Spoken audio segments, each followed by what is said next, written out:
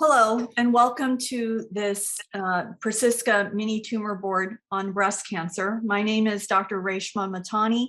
I'm a breast medical oncologist at the University of Miami Sylvester Cancer Center, where I co-lead our breast cancer program. It's my pleasure today to be joined by several well-renowned experts in breast cancer, who I'll now ask to introduce themselves. I'll start with Dr. Shah. Hello, I'm Chirag Shah. I serve as the Director of Breast Radiation Oncology at the Cleveland Clinic. Hi, I'm Stephen Poplack. I'm a breast radiologist, professor of radiology at Stanford University. Hi, I'm Monica Morrow. I'm the Chief of Breast Surgery at Memorial Sloan Kettering Cancer Center. Hi there, I'm Dr. Sarah Hurvitz, Professor of Medicine at the David Geffen School of Medicine at UCLA, where I'm a medical oncologist specializing in breast cancer. This is a 65-year-old Caucasian female with a history of right breast invasive ductal carcinoma, grade 1, ER/PR positive, HER2 negative, with left axillary lymph node metastases consistent with breast primary, who recently completed neoadjuvant doxorubicin, cyclophosphamide, and paclitaxel. And the question that we're asked is with regards to the need for a right sentinel lymph node biopsy. So let's review her initial presentation. She presented for routine screening mammography with no breast or axillary complaints and maintained a good performance status. Other than Hashimoto's disease and anemia, she has no other major medical issues.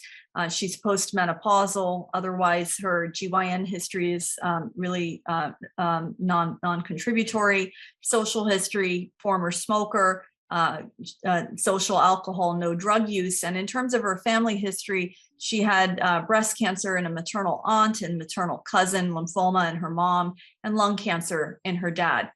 So on screening mammography, there's an enlarged left axillary lymph node with a cortex measuring up to 8 millimeters, 10 centimeters from the nipple, and lymph node biopsy, again on the left side, reveals metastatic carcinoma consistent with the breast primary, ER/PR positive, HER2 negative. The adenopathy on the left is redemonstrated by breast MRI. There is enhancement on MRI in the right breast at 3 o'clock, 11 centimeters from the nipple, but no axillary adenopathy on the right. And on the side where the axillary adenopathy is present on the left, there are no findings in the left breast. The right breast core biopsy does reveal invasive ductal carcinoma, ER/PR positive, grade 1. So we're dealing with a tumor in the right breast, but axillary lymph nodes that are pathologically proven to be involved on the left. She undergoes neoadjuvant chemotherapy with anthracycline and taxane-based treatment. Dr. Poplack, I'll ask you to take us through the next few slides. Sure, thank you, Dr. Matani. So we're looking at a medial oblique view of the left breast from her screening exam, and the breast itself looks normal. Overlying the pectoralis muscle and the axilla, she's got multiple abnormal lymph nodes. So the conglomeration of dense or whiter round lymph nodes are the abnormal nodes. You can see a higher lymph node that's almost completely fatty replaced, so with a thin cortex. Generally, in the setting of a new diagnosis, we use a cutoff of 3 millimeters of cortical thickness to raise suspicion for metastasis. But the lymph nodes that we're seeing on the mammogram are clearly abnormal in shape and density. Could I have the next slide, please? So on the right-hand image, we're at the level of the axilla, and you can see that conglomerate enhancing mass in the left axilla, which is her nodal disease. You can see the indistinctness of the margins of that mass, which is suggestive of extracapsular invasion. And if we didn't have other imaging to support that this was within the lymph node architecture, you might wonder if this could be an axillary tailed primary carcinoma. You can see the normal appearing lymph nodes in the right axilla on that right-hand image. If we look at the left-hand image, you can see circled in that yellow circle an area of non-mass enhancement, which is a linear, we call clumped linear non-mass enhancement. We typically see that more commonly with ductal carcinoma in situ than invasive carcinoma, but certainly we can see that with invasive carcinoma as well. I just want to take this opportunity because the question posed was whether or not this patient needs a right axillary sentinel lymphadenectomy, to make a couple of comments based on imaging. Axillary ultrasound is generally superior to MR for assessing lymph node disease in the level 1 and 2 axilla. MRI is best for identifying lymphadenopathy that's not accessible to ultrasound, level 3, subpectoral, supraclavicular, and so forth. Axillary ultrasound does have fairly limited accuracy, but it depends on how we define positive. And it seems to have a relatively high negative predictive value for more than 2 macrometastases. So there are 2 ongoing European trials. They haven't updated their results in several years, but I believe they're ongoing. The concept of these trials is early stage, clinically node negative breast cancer. Patients undergo axillary ultrasound, and if the axillary ultrasound is negative, they're randomized to observation or sentinel lymphadenectomy. One of the trials, the Ensema trial, which is based in Germany, reported their interim results. They had enrolled 1,000 patients.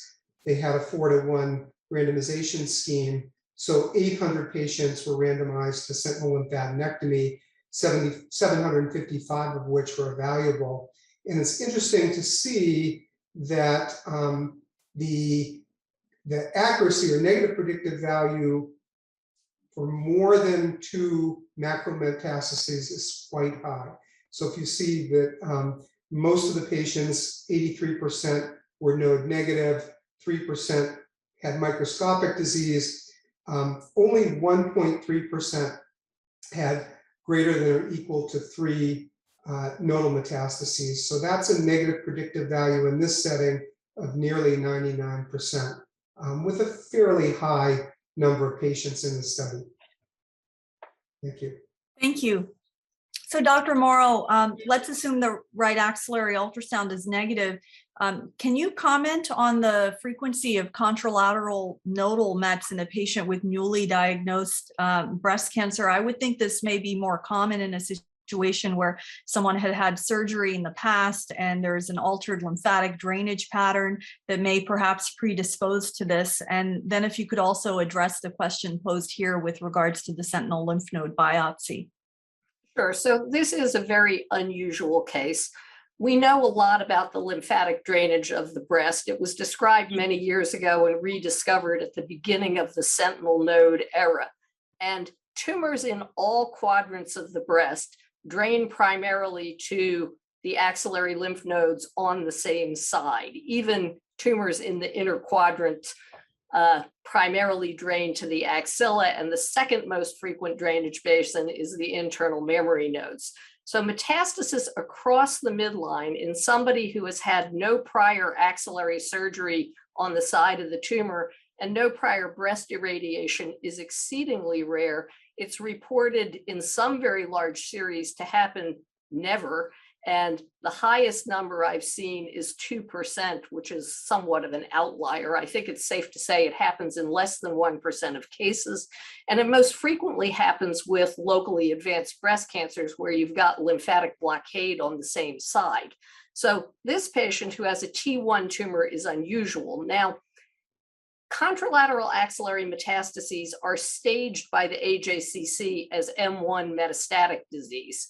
And while you could argue about that in somebody who's had a previous lumpectomy and axillary dissection or lumpectomy and sentinel node biopsy, where we know that as many as 1/3 of patients will drain across the midline, in someone like this, you have to be concerned that this is metastatic disease. And so I think the first step in this patient's evaluation should have been a metastatic workup, which I don't recall hearing that she had.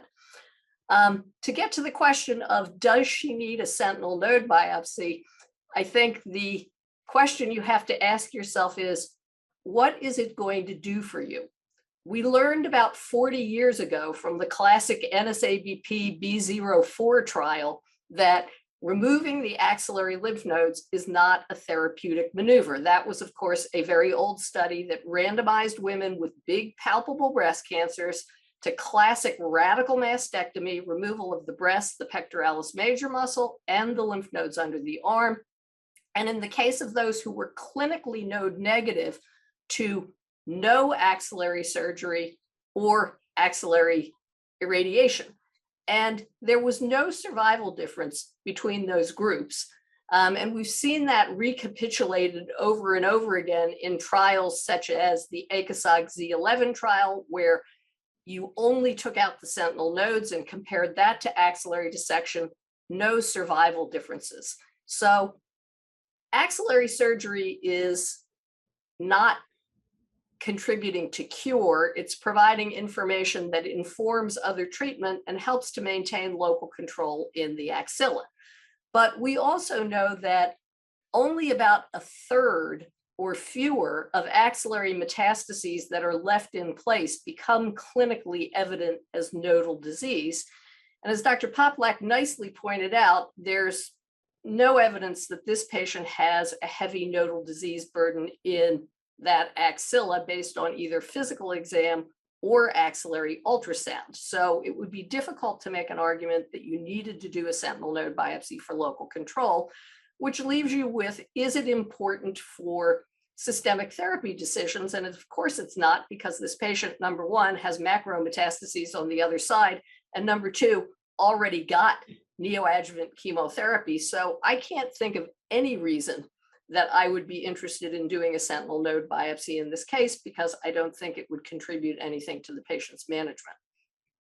Okay, thank you for that definitive response. Turning to the— Why I'm a surgeon. Turning to the chemotherapy decision making here, Dr. Hurvitz, this patient received neoadjuvant chemotherapy for an ER positive, HER2 negative tumor, and in other subtypes such as HER2 positive and in triple negative disease, we're seeing the use of neoadjuvant chemotherapy much more frequently. But in ER positive disease, where we know the likelihood of achieving a path CR is lower, the decision making becomes more complex. So in this situation, would you have sent a genomic assay to help make this decision about giving neoadjuvant chemotherapy? And if not, how are you approaching the use of neoadjuvant chemo in an ER positive, HER2 negative patient? Yeah, in a patient like this, I'd like to underscore what Dr. Morrow said, which is this metastatic disease rather than simply a contralateral metastasis? And so I agree, staging is important.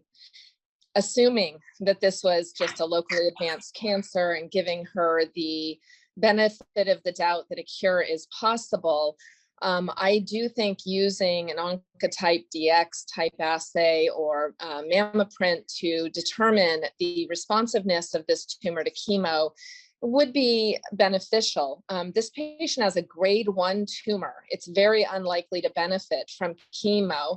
The patient is 65 years old, and we know chemo benefits postmenopausal women less so than premenopausal women. And so the use of chemotherapy in a situation like this is going to have questionable benefit. I realize she has nodal involvement, but I think the most important therapy for a patient like this is systemic endocrine therapy and maybe CDK4/6 inhibitor therapy. So I question the use of anthracycline and chemo at all. The chance of a pathologic complete response with chemotherapy in a grade 1 ER/PR positive HER2 negative tumor is less than 5%. I would say less than 3%. And some studies indicate that you can get the same chance of path CR and objective response rate with the use of endocrine therapy or endocrine therapy combined with the CDK4/6 inhibitor, which of course would be investigational, not approved. So I do think endocrine therapy is going to be the crux of therapy for her. And I would be looking for reasons to avoid chemo in this patient who is very high risk and most likely does have some level of micrometastatic disease already. Thank you all for your input on this very interesting case.